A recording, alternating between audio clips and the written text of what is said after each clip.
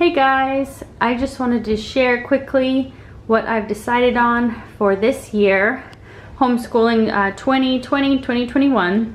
So 3 grades, roughly 5th grade, 3rd grade, and kindergarten. And so we have been using Oak Meadow since my oldest daughter was a 1st grader. So we're going to continue on with using Oak Meadow as our base. It is a secular whole child curriculum. It is loosely based in the Waldorf educational philosophy.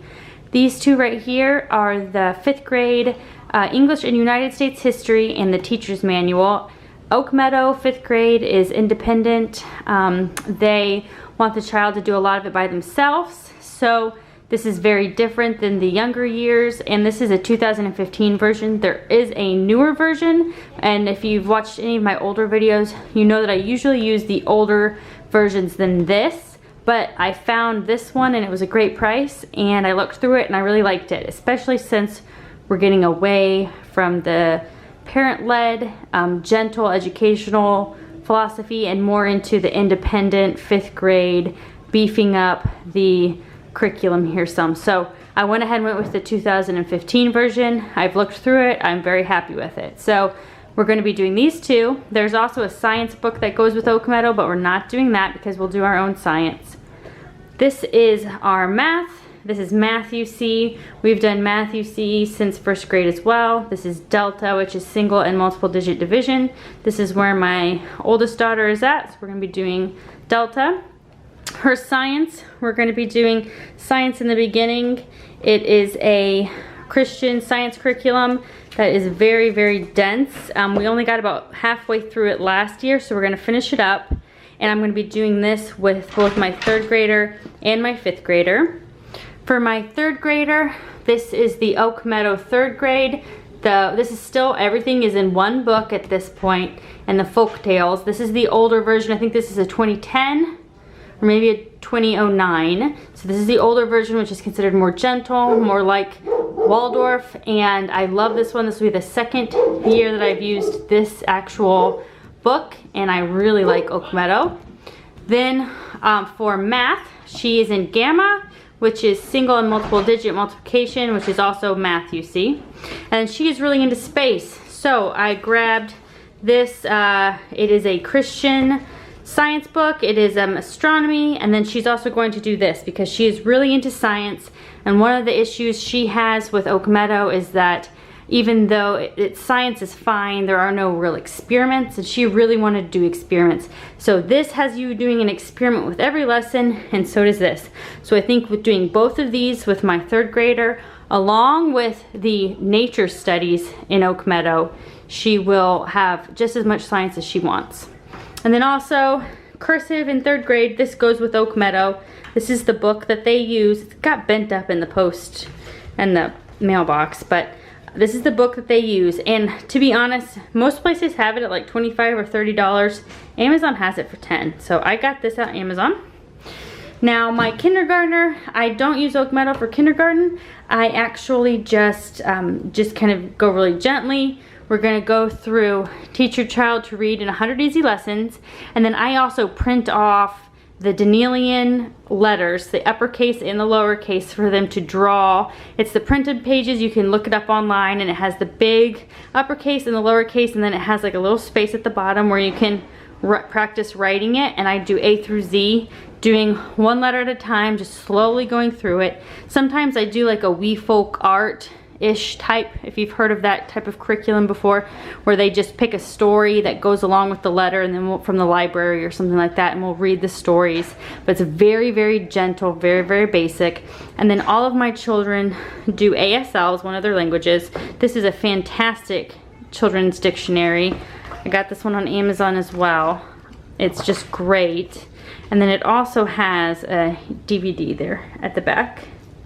So I will be doing this with all 3 of my children, and especially with my kindergartner, they will do a lot of signing time, which you can find on YouTube. They also have an app which you can put on like your Roku or your smart TV, where you can, I think it's like $5 a month, you can get all the signing time things, episodes, and there's a ton, so you can do that as well. And we did that last year, and I may do that again. And then the only thing that I'm missing here is are Spanish. My older two are also going to be doing Spanish along with ASL. They've been doing American Sign Language since kindergarten. So they're going to be still doing this, and then they're going to actually start more formal Spanish, and I'm going to do Rosetta Stone. They have a family pack that costs, let's see, last time I talked to the person online, I think it was like $230. It's a family pack for 3 years, and you get 3 separate accounts. And I think that's the way I'm gonna have to go, so she can have her own account and she can have her own account, and I can check it and go through with it, and then either me or my husband can use a third.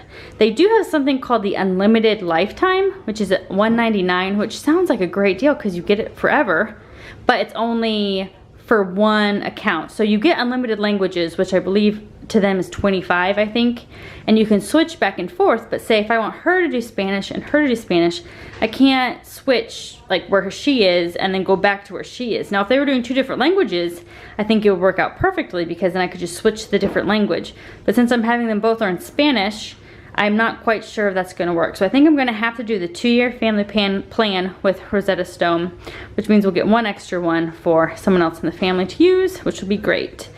When I do start doing lesson plans, which I'm hoping to start within the next couple days, I'll let you guys know what I'm doing and what it looks like.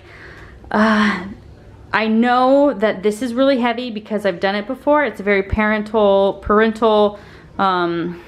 heavy. There's a lot that I can do with my children. There's a lot of building and making things and being very immersive in different cultures in this year. This looks like it's a lot of work, but it's not that much parental work. A lot of it is like you would expect when you're getting up in the 5th, 6th, 7th years, of a lot of writing and reading and critical thinking, and I'm just kind of checking in basically on them. So if this is really how that is, I think I'm going to be able to spend a lot of time here. And kindergarten, I consider 30 minutes a day kindergarten, like 30 minutes of this kind of stuff a day for kindergarten. So I think a lot of my time is really going to be spent doing 3rd grade. Now we are going to do this science together, so we're going to have sit down time where everyone's listening to science with this science. So we'll have that time when we're all together doing the same thing, and of course maybe some read alouds and stuff like that as we go along. But this is the base of what my year's gonna look like. Now, like always, it can totally change. I can decide I don't like something, I can find something else I like more. I can decide maybe I haven't used this book before, so I can decide maybe I don't like that book and we'll just finish this together, or we'll find another book. So I've done Oak Meadow, I've done Math-U-See, I know we like that. So those are staples in our family that we just do. I've done this book before, so unless he is just, my 6-year-old is just completely adverse to it, this is what we're gonna do for reading. So as far as I know, this is what our base is going to look like. I didn't grab all the readers and all the extra stuff, because obviously you guys know you end up reading a lot of extra books from the library. You end up doing a lot of read alouds from things that your kids pick out that they're interested in, and sometimes you wouldn't even think that they would be interested in something, and they just latch on to a topic or an idea in a normal lesson, and then you end up going down a spiral of a week or 2 of studying a very specific thing, and that happens. And so obviously I haven't added anything like that that can happen right here. This is just what I would be considering the spine of our 2020-2021 year. Hopefully soon, when I start doing some serious lesson planning, I'll bring you along and let you know how I'm doing that, what type of helps I'm using, if I'm using a computer program or if I'm using certain types of printables or anything like that, how I'm organizing it, and how I organize it from when I know what we're doing to how I work out my week.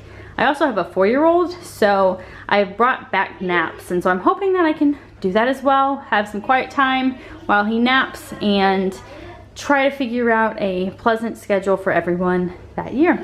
Thanks for watching, and I hope you guys have a great day.